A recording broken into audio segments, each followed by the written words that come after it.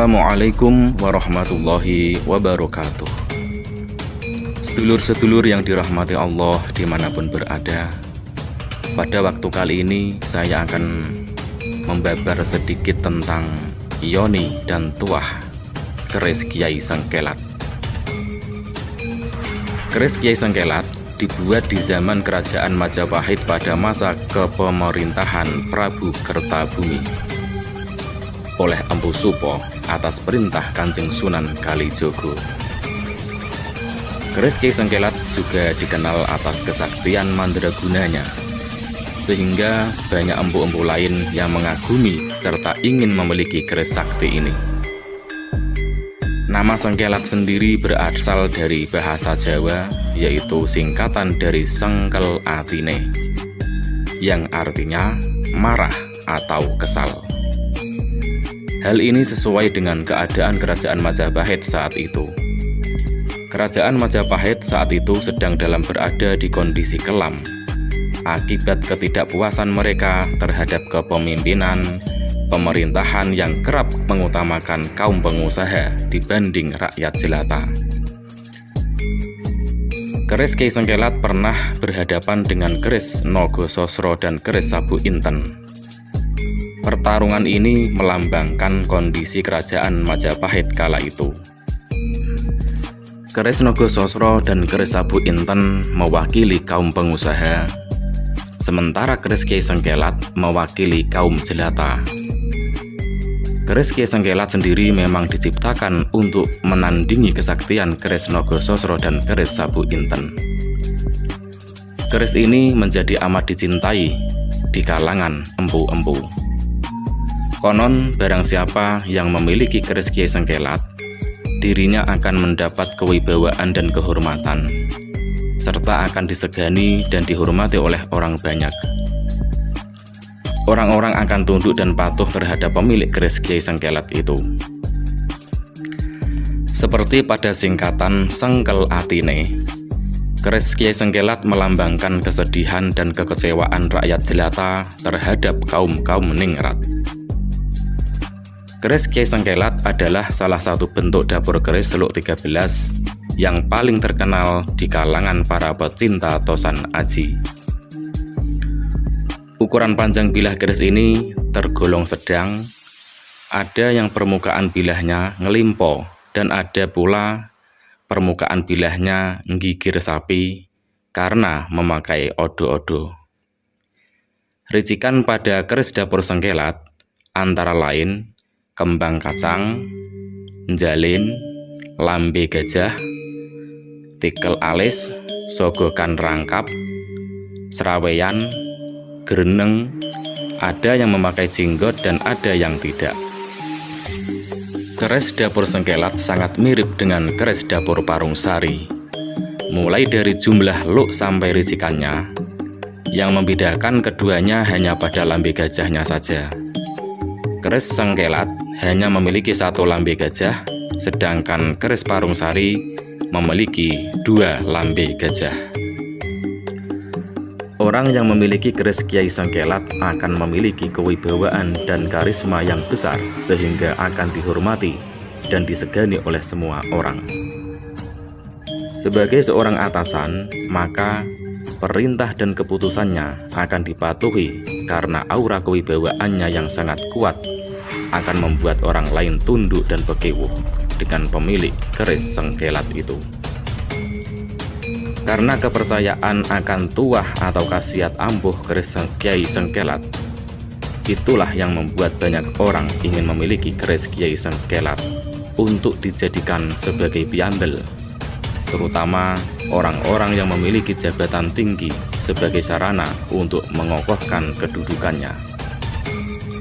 Itulah kenapa keris Kiai Sengkelat yang pertama kali dibuat oleh Empu Supo Mandrangi diberikan kepada Prabu Brawijaya. Tujuannya agar sang raja mengerti dengan kondisi rakyatnya yang sedang sengkel atine. Karena kondisi kerajaan Majapahit pada waktu itu sedang tidak stabil. Keris Sengkelat Luk 13 memiliki makna yang sangat dalam tentang kepemimpinan dan juga kental dengan muatan spiritual. Karena angka 13 sendiri dalam Hasanah Jawa dimaknai sebagai las-lasaning urip, masa-masa akhir kehidupan atau melambangkan kasepuhan. Ada pengertian lain bahwa Luk 13 juga memiliki arti triwelas, yaitu welas ing sesami, welas ing sato iwan, lan welas ing tetuwuhan. Semua itu diarahkan kepada keselarasan antara manusia, lingkungan, dan Tuhan. Angka 13 juga dianggap sebagai penolak bala karena terdiri dari angka 1 atau angka pertama yang memiliki makna permulaan, tunggal, dan keesaan yang melambangkan ketuhanan. Sedangkan angka 3 adalah angka ganjil yang mencerminkan keseimbangan hidup. Dalam kehidupan ini ada 3 perkara yang selalu berkaitan dengan manusia. Contohnya, ada 3 perkara dalam hidup yang tidak mungkin kembali, yaitu waktu, ucapan, dan kesempatan. Jadi sebisa mungkin manfaatkanlah waktu untuk hal-hal yang bermanfaat. Menjaga ucapan kita agar tidak menyakiti orang lain karena mulutmu adalah harimaumu, dan tidak menyia-nyiakan kesempatan yang ada.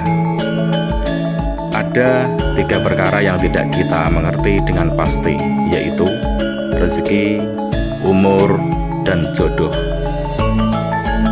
Jadi kita hanya sebatas melakukan apa yang bisa kita usahakan, dan selebihnya adalah urusan Gusti kang akarya jagat. Ada 3 perkara dalam hidup yang pasti terjadi, yaitu tua, sakit, dan mati. Oleh karena itu, persiapkanlah masa-masa itu dengan sebaik-baiknya, karena ketika manusia sudah meninggal dunia, maka terputuslah semua amalannya kecuali 3 perkara, yaitu sedekah jariah, ilmu yang bermanfaat, dan doa dari anak yang solih.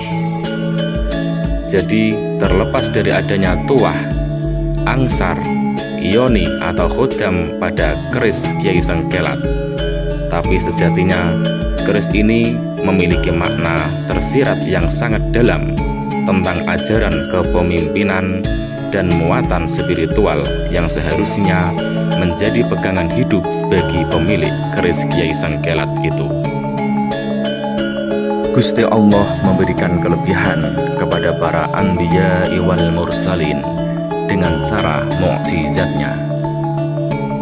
Allah memberikan kelebihan dan keistimewaan kepada para auliya was sholihin dengan cara karomahnya. Allah memberikan kelebihan dan keistimewaan kepada hambanya yang baik dan beramal solih dengan cara ma'unahnya.